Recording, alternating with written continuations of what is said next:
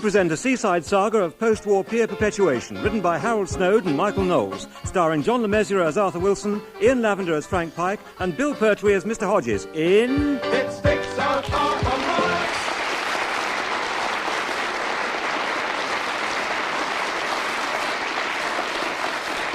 The time, 1948. The place, Swallows Bank, Frambourne-on-Sea, somewhere on the south coast.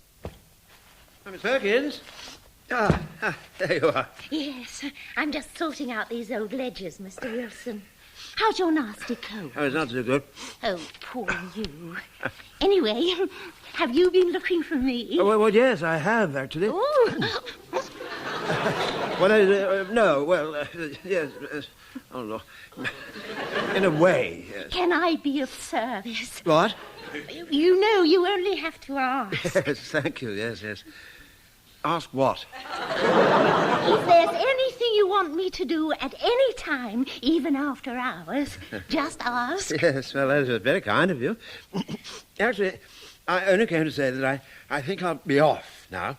It's almost 3, and we're just about to close, and I'm sure that you and Mr. Sims can do the necessary. Yes, of course, Mr. Wilson. You go home and look after that cold. You know what they say, good people are scarce. Thank you, Miss Perkins. As we're alone, you could call me Rosemary. That is, if you'd like to, of course. Yes, of course. Yes. Thank you, Miss Perkins. I think it's essential to go to bed straight away. I beg your pardon? When you've got a cold. Oh, I see. Go to bed and take a little whiskey and hot milk. Yes. I think perhaps I will. I tell you what, tomorrow I'll bring you in some of my homemade chicken broth. That'll scare those nasty germs away. Oh, Lord. It's not that bad, Mr. Wilson. No. It's nothing to do with your broth, Miss Perkins. I just remembered I promised to go down to see Mr. Pike and Mr. Hodges on the pier. Oh, really? That's too much. Why don't you just let them get on with it?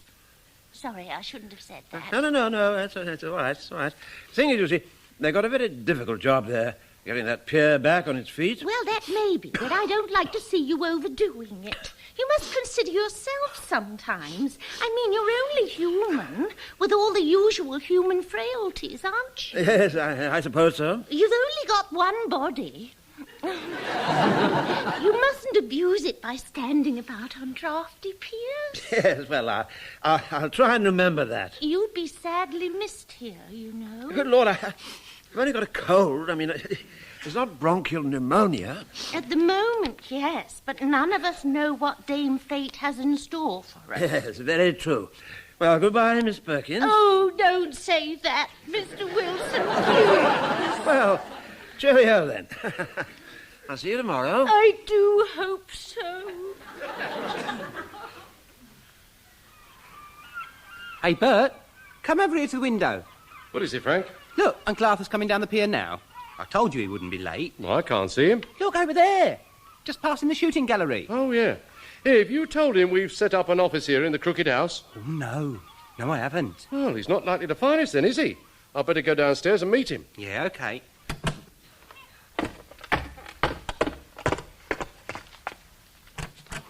Arthur, get over there in the office. This is the Crooked House. You know, you were wasted in the Home Guard. You should have been in the Observer Corps. What made you choose the Crooked House? Simple. It's the only building with a roof. Oh, I see. Yeah. Where's Frank? He's upstairs. Come on, follow me. Yeah, all right. I'm coming. And close the door behind you. All right, yes. Yeah. It does seem strange. Ah! What's the matter? What's that horrible thing? Where? There, in front of you, that grotesque figure. That's me in a distorting mirror. Are you sure it's a distorting mirror? Of course it is. Come on. I say, these stairs really do twist, don't they? Make me feel quite dizzy. We're almost there now. Mind your head on that beam. Oh! I'm sorry. What were you saying? It doesn't matter now. Look, you go in to see Frank. I'm just going to see a man about a dog. A dog? Oh, yes, I see what you mean, yes. I won't be a minute. All right, well, don't rush on my account. Hello, Uncle Arthur. Come in. Oh, thanks. Well, what do you think of our office? Well, it's very crooked, isn't it? You sound a bit thick. Have you got a cold? Yes, I rather think I have. That's funny, that. Mum woke up this morning with the same thing. Apparently she slept in a draft last night because her bedroom window's broken. Yes, that's right. Yes. It's terribly warped. How do you know? She happened to mention it when I spoke to her on the phone this morning. Oh, I see, yeah. Oh, that's better. Now, what exactly do you want me for, Frank? You said something on the phone about wanting to show me something. Yes, that's right. Look, it's these old plans of the pier that Bert and I came across last night. See? Ah, yes. Very interesting. They show the original layout of all the building and exact details of the superstructure. Every girder, strut and pile is shown. Marvellous, isn't it? Absolutely fascinating. Yeah. Now, finding these plans, we started thinking seriously about the likely cost of all the repairs that'll need doing. Like putting back the missing section. All right, Frank, all right. Now, leave it to me. I'll tell him. It's not fair. The pier's half mine, you know. Yes, but yours is the other half. Oh. You see, Arthur, when we really get going, the repair bills are going to come flying in. Which other half? Be quiet, Frank. Do you remember I told you both it would be expensive when you bought it? Or rather, when my bank lent you the money to buy it. And you were quite right. Now, the thing is, one of our first expenses will be for various safety checks. Yes, I suppose so, yes. After all, it's been closed for 8 years. It could have deteriorated a good deal in that time. Exactly, which is why we want you to help us inspect the piles. I beg your pardon. I said help Frank and me inspect the piles. Yeah, but that's ridiculous. I mean, for a start, we don't know what we're looking for. Not looking for, listening for. I'm sorry. I don't understand. Look, Arthur, how many times have you stood on a railway platform and watched a man with a little hammer tapping the wheels of a train? Not often. After you've seen it once, it gets rather boring. As that bloke goes tap, tap from wheel to wheel, what do you think he's waiting to hear? The signal for his tea break, I should think. Be serious, Uncle Arthur. Oh, I'm sorry. Look, he's waiting to hear a change of pitch. And when he does, that shows him he's discovered a crack. Or, as it's known in the trade, metal intrigue. Bert's got it all worked out, Uncle Arthur. Frank. Sorry.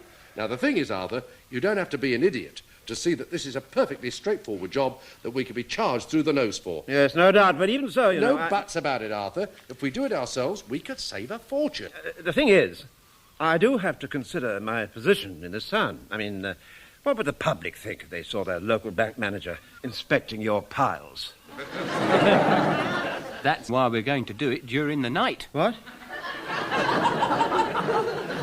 You mean when it's dark?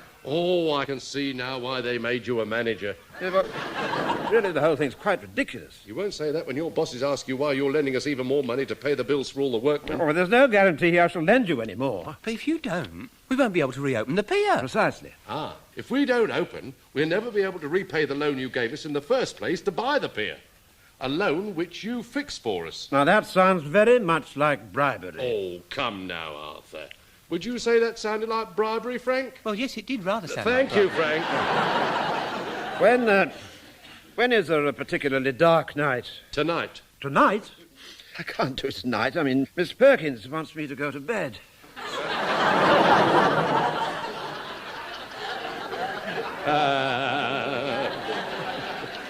She'll just have to wait a bit longer, won't she? I mean, I've got this nasty cold. I'm supposed to have an early night with a whiskey and hot milk. Oh, there's nothing like some good fresh air. The sea breeze will blow your germs away before you can say pneumonia.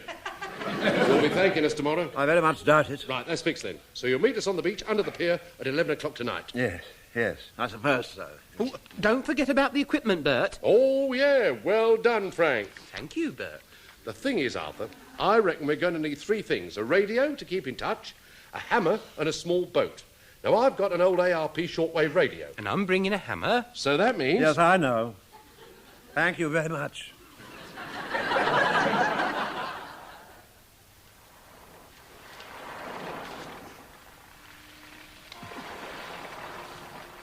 It's 11 o'clock, Pikey.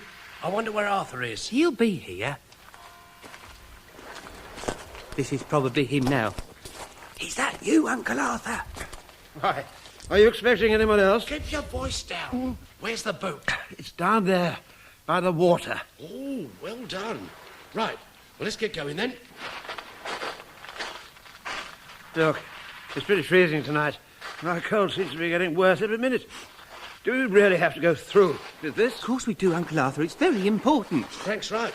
This is a big step towards reopening the pier. Yes, but... Don't make so much noise. I can't help it. Of course you can. Sneeze quietly. I'll try. Where's this boat? There. You see, by the water's edge. Well, it's an inflatable dinghy. Well, what did you expect? The Queen Mary? It's not even a full-size one. Dear, wait a minute. Didn't this used to be mine? Yes, that's right, Frank, yes. Before the war, Mavis, your mother, used to take you on holiday to Middleton, and sometimes I used to go along as well. Why did you go?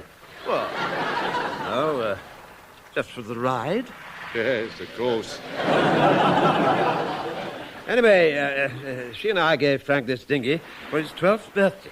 We had a lot of fun in it, didn't we? Yes, we did indeed. Do you remember the time, Frank, when your mother was sitting on that end there, just where it says safety valve, when we hit a passing peddler? Oh, yes. She fell head over heels into the water. Yes, that's right, she did, yes. Then, do you remember when Look, we haven't got when time for all What? this.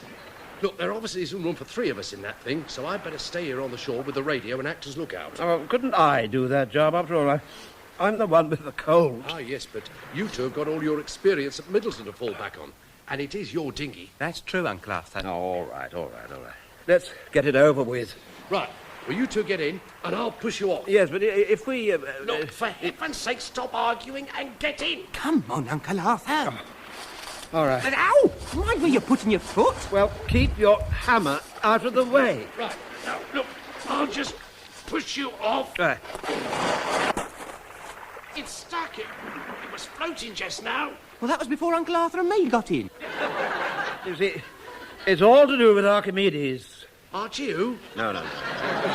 The Archimedes principle. Oh, I don't know with all these newfangled ideas. The trouble is, it's low tide. Well, look, you two get out again, and we're getting into deeper water. OK, come on, Uncle Arthur. Oh, all right. Do watch what you're doing with that hammer. Sorry. Right, now stand clear. I'll just give it a shove and get her out a bit further. All right, that's better. I'll hold on to the rope. Right, in you get. Yeah, but that means going into the sea. We'll get our feet wet. Not if we take our shoes and socks off. Yeah, but the water's freezing. It's freezing. And I've already got a nasty cold. Exactly, and that's why I'm not volunteering to change places with you. No point in me being ill as well. Come on, Uncle Arthur. Come on, get your shoes and socks off like I am. All right, very well. No, but really, though... And be as quick as you can. We've got to check 162 piles tonight. 162? You sure? I think so. According to this plan. Oh, no, wait a minute. Have you got it wrong? Yeah, I'm sorry.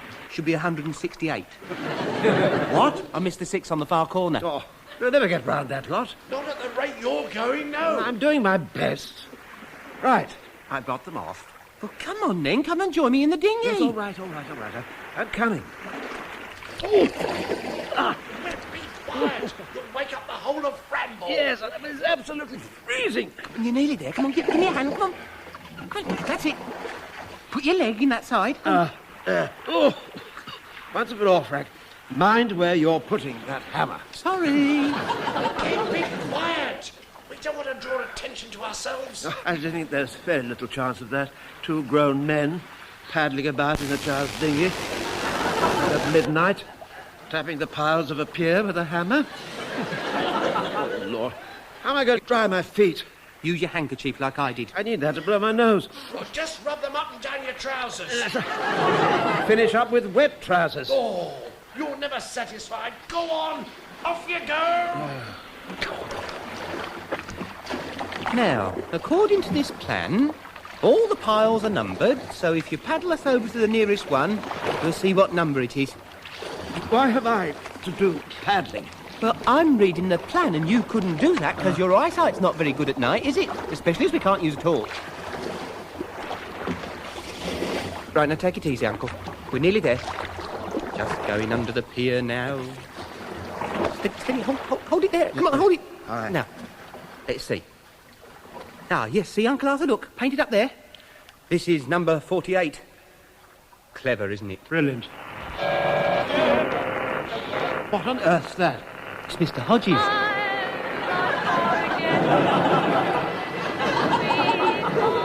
I didn't know he could sing. Hello, this is Shaw calling Dinky. Meet again. You've got more faith than I have. Hello, Dinky. Come in, Dinky. Come in. Oh, Struth, he wants us to go back in. No, Frank. I regret to say he doesn't actually mean quite that. He wants you to talk to him on that radio thing down there. Oh, see. I don't know how it works. Well, try switching it on. There, you see? Where it says transmit. On. Oh, yes. Ooh. Little red lights lit up. Hello. This is Dingy calling Shaw. We are alongside pile number 48. Understood. Nothing to report this end. That was a waste of time, wasn't it? We are now going to examine this pile. Roger. Over and out. I think he's got a friend with him. Look, just get on with it. Yeah, OK. I'm just going to tap it with the hammer, so listen carefully. Yes, all right. Right, after 3. 1, 2, 3. Oh, really, Uncle Arthur? Did you have to do that? I couldn't hear my tap for your sneeze. I'm sorry, it just suddenly happened. Well, try again. 1, 2, 3. That sounded all right. Look, I'll tick it off on the plan if you can mark the actual pile with a piece of chalk. You are. Yes, right. Well, what shall I put? Well, I don't know. Use your imagination. Well, I don't know, do I, Frank? I mean, here I am, 54 years old, a man with a normal experience of life. But for some reason beyond my comprehension, I've never actually been called on before to sit in a rubber dinghy and chalk things on the piles of a pier. Just put a cross to tell us we've checked this particular pile. Oh, all right. There you are. How's that? I wonder. What's the matter? Your chalk cross. Would a tick have been better? Oh, really? Perhaps you'd like me to write the chorus from Ave Maria all over it. Oh, don't be silly. There wouldn't be enough room. Right, paddle us over to the next one. Yeah, all right. You want to watch that cold of yours, Uncle Arthur? I think it's getting worse.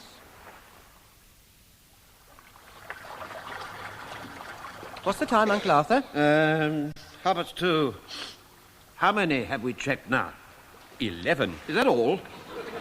Anyway, this one's OK. Number 34. So you better make your chalk mark. Yes, all right. Oh, dear. What's the matter? Oh, the barnacles are much higher on this pile. They're right up where I want to put my chalk mark, see? Just right on top of them. And I can't do that. Why not? Well, it's not very nice, it is. I mean, after all, they're living things, aren't they? And those shells are like their little houses. Little houses? Well, yes. Wait, I can't write all over them. Besides, chalk dust might be bad for them. You're pulling my leg, aren't you? I know it sounds silly, Frank, but things like that upset me, you know. I can't explain it. I remember once being in a restaurant and decided to have trout. The head waiter took me over to a tank and asked me to choose the one I wanted. What happened? Well, I hated doing it, but eventually I did choose one.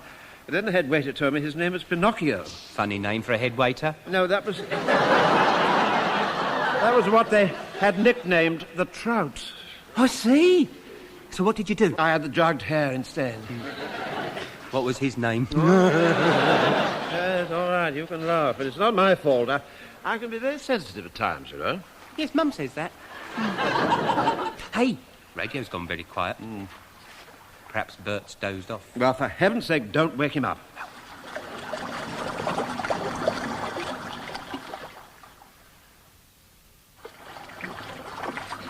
One, 2, 3. How do you think that one sounds? Absolutely enchanting. See, I knew you'd enjoy yourself once you got used to the idea. Well, I know one thing. We're a long way out now, you know. Must be pretty deep here. What's the matter, Uncle Arthur? You're not getting cold feet, are you? Actually, I've got a cold everything. Shh, not so loud. Seems darker this far out. I can't see the plan properly. Oh, does that mean we can go home? No, of course not. It's only just struck 3:30. Good Lord. Still time for an early night. Got a torch here somewhere? Ah, yeah, here we are. Yeah. I'll risk a quick flash. There. Now I'll just have a look. Put that light out! Oh, Lord. Now we're working Hodges up. I said put that light out! I suppose I'd better do what he says. That's better.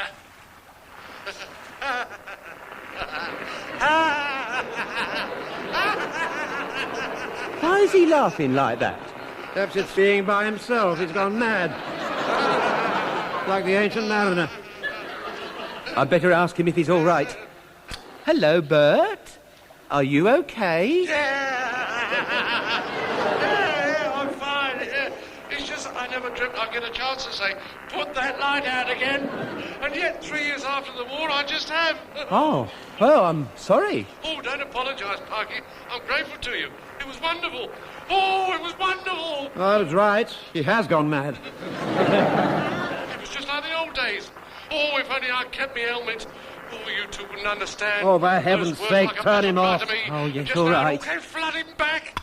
Oh, that's better. At least it proves one thing. I didn't need proof. I always thought Hodges was unhinged. No, I mean it proves that the torch can be seen from the shore. Wait a minute. I've got it.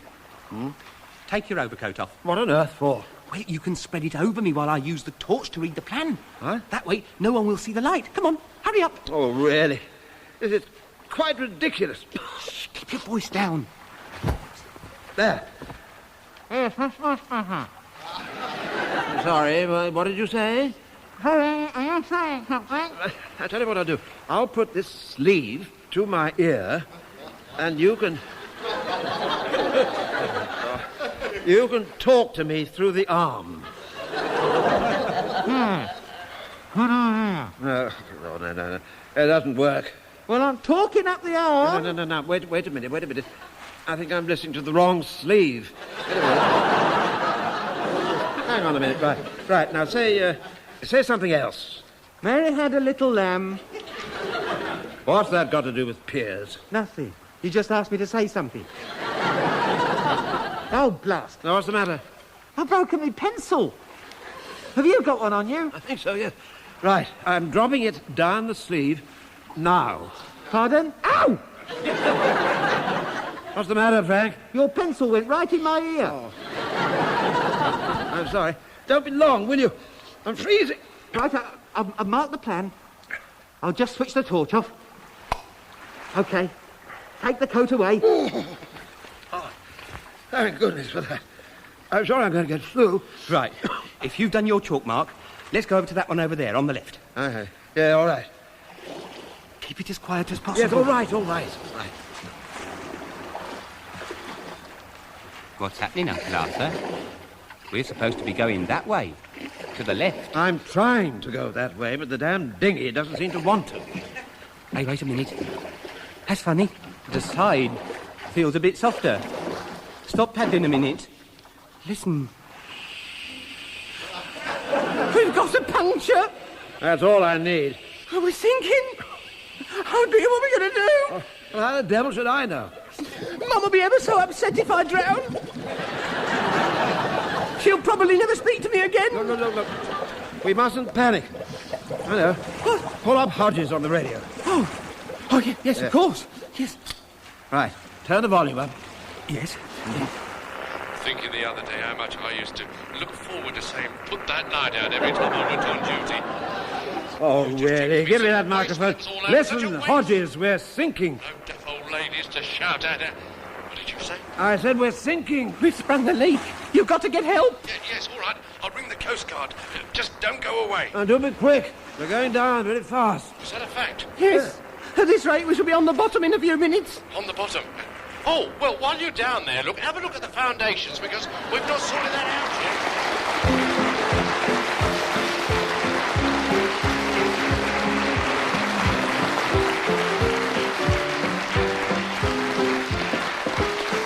You've been listening to It Sticks Out Half a Mile, starring John Le Mesurier as Arthur Wilson, Ian Lavender as Frank Pike, and Bill Pertwee as Mr. Hodges, whose characters were originally created by Jimmy Perry and David Croft. Also in the cast was Vivienne Martin as Miss Perkins. It Sticks Out Half a Mile was written by Harold Snowd and Michael Knowles and produced by Martin Fisher.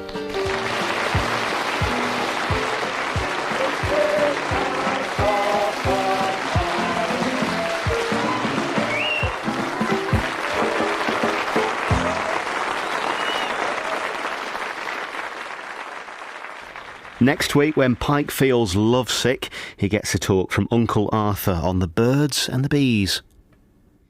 Now, there's a kitty treat for cat lovers, brought to you by Radio 4 Extra's favourite curmudgeon, Ed Reardon, with a little assistance from his feline